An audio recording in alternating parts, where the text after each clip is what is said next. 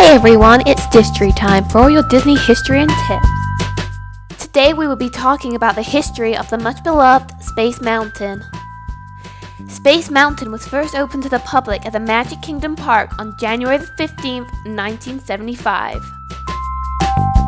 The idea of the space roller coaster evolved from Disneyland's Matterhorn bobsleighs. Because of the Matterhorn's success, Walt Disney believed that thrill rides did belong at his Disney parks. Walt originally thought that the roller coaster should be the centerpiece of a renovated Tomorrowland in Disneyland that included a spaceport area.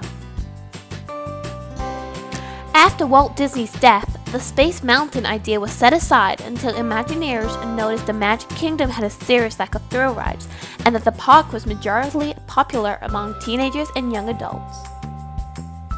After more land and technology became available, Space Mountain was put back on the table.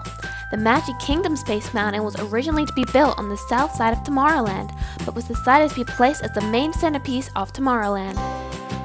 To celebrate Space Mountain's opening in 1975, Colonel James Irwin, who was the pilot of the lunar module on Apollo 15, made an appearance at the ceremony as a guest of honor. Disneyland Space Mountain opened 2 years later after the Magic Kingdoms, and Disneyland Paris opened its own version of Space Mountain on June 1, 1995, after its grand opening day before on May 31st, where famous astronaut Buzz Aldrin even made an appearance. On the ride, you reach speeds of up to 35 miles per hour, and the ride lasts 2 minutes and 38 seconds. Space Mountain was the first fully enclosed inside roller coaster.